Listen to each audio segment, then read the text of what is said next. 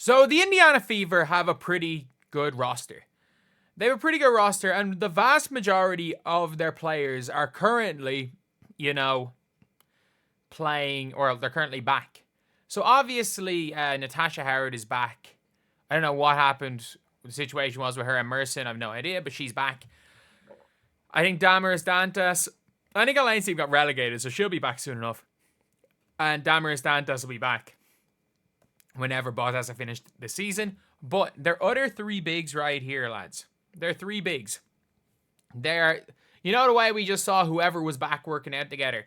We now got the bigs working out. We've now got the bigs out here as a trio working out. So let's take a look at this. So there's Natasha Howard, obviously, the starting power forward. So Natasha Howard taking it left. This is a nice slow, take it handy as a warm-up. Look, you're not looking at any expansion of a game for someone like Natasha Howard. You're trying to see maybe a Leah Boston maybe expand your game. You would hope Bree Turner's game, she just plays like Tammy did last year and just run. But like you're looking just, especially when you're older, coming from a season in Turkey where she was exceptional, especially in the offensive end, you're just looking to see little things like her working out. It's just keeping everything going rather than expanding a game like a young player has to do. You want to just see everything going. But obviously, look, this is a Natasha Howard workshop. I like those lefty finishes. I like them step throughs. And the mid, you kind of do hope the three balls there a little bit.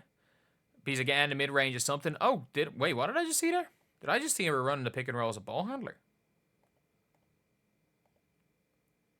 No, it's kind of a drive into hitting cutters. I don't mind if they give her the ball to make a couple of decisions. Nice post fade away in there. And yeah, like you're looking at this workout and you're seeing some positive things. You're seeing some very, very positive things for the Fever. And do you want to know what I feel like is the most positive thing? If you're looking at some of these clips, obviously she's just there scoring. She's just there scoring. This right here. Aaliyah Boston. Boom. Natasha Howard. Bree Turner. The Fever's three bigs are all starting to work out together. And it's one thing getting used to it, working out with your with the team, getting used to it working out with the coaching staff. But if you're able to like get used to working out with your teammates, it helps.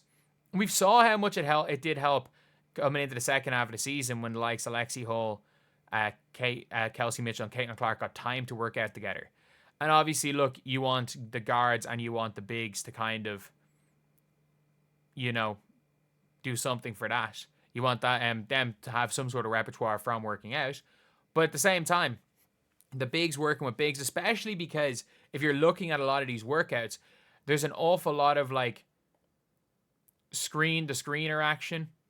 There's an awful lot of like things that might involve, say, screen and dive, where maybe not Natasha Howard, because she had a big offensive role, where maybe a Bree Turner might have a bigger role in the offense, not creating anything with the ball in her hands, but just moving off the ball than she's had before. And I think Aaliyah Boston, if they're smart, Aaliyah Boston is going to have a bigger role than she's ever had as far as her just,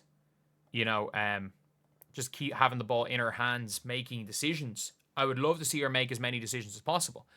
But yeah, this is obviously, look, this is a big thing. And I understand people aren't going to think it's a big thing. But obviously psyched about the season, the flash in the building. Like, Natasha Howard's a vet. She knows exactly what she has to do. The whole thing with Howard is always like, what is she going to, just in general, like, what is she going to bring? How she can run with Caitlin Clark, and just little things like that for Natasha Howard are the biggest things. Like, I don't think anyone is going to be really expecting a huge jump in production from last year. What you do hope is that she doesn't lose too much of her offensive ability, and you hope she's not going to be a defense player of the year candidate, but you hope that she's somewhat back to the way she was. You hope she's somewhat back, because that's all they need. That is genuinely all they need, is just something more positive. Like, she's going to be, without question, better than Alyssa Smith was for the Fever. And Alyssa Smith just was not a fit. But at least we're getting something. And it is always, like, really big seeing players working out together. So what do you guys think? I'm really looking forward to this Fever team playing. Because I don't know if it's... I was about to say, not that I don't even know when it comes to the other teams. A lot of the other teams had more players than Unrivaled. And like we saw from the Sky when Elizabeth Williams working out, we saw everything there. And I still do think Elizabeth Williams is a person that's a worker. Same with Michaela Onyewere. But I think a lot of teams didn't kind of have their key players signed up for next year. Like we obviously look, Aja Wilson kind of does her own thing in the off season. I have absolutely no reason to question that because, yeah, she skipped out on playing for Team USA last year to go basically on a book tour, and she came back in average 27 points per game. So whatever the hell Aja Wilson does in her off seasons, you just let her do it. You let her do what she does. She's obviously doing something right. Sabrina Ionescu seems to work in silence. She did not give a damn. She half-assed Unrivaled. But with the Fever, it's looking like this team is going for it. They are going for it. And I think that's something that, if you're a Fever fan, you should be extremely excited for. Like, you've got an extremely good coaching staff. You've got a coaching staff that took a team that nobody expected to do anything in Connecticut to 2 semifinals in a row. And this is a team that lost Jonquel Jones and Bree Jones in the same year. Obviously, Bree Jones came back post Achilles tear. They lost Jonquel Jones and Bree Jones, and they came back and were equally as good almost. Well, sorry, no. They lost 1 round earlier in the playoffs. So you've got an extremely good coaching staff. My hope is that they're able to, instead of trying to make Caitlin Clark fit a system, that they still build a system around Caitlin, but I have no question that. And you're now looking at a team where their whole team are almost in working out together. Have we seen Sophie Cunningham working out with anyone else? Either way, it doesn't really matter. Like, you assume, and Dewana Bonner hasn't been seen much, but you would assume someone like Dewana Bonner at the age she's at is going to be fine. Is going to be absolutely fine when it comes into the season. So I'm really looking forward to how the Fever play. I think they're going to be superb. I think people don't realize how good this Fever team is going to be in the regular season, and I genuinely think that they're a team also built for the playoffs.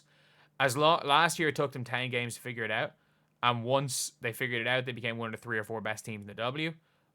And I think this year, I don't expect them to take 10 games to figure it out.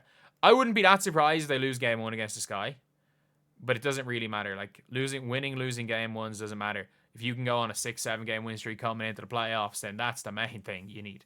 You need to pick up form at the right time, and ideally, you'd want the team to start well and finish well, but the most important thing is team chemistry at this stage. But anyway, yeah, that is the video. Thank you guys for watching. Please like, comment, and subscribe.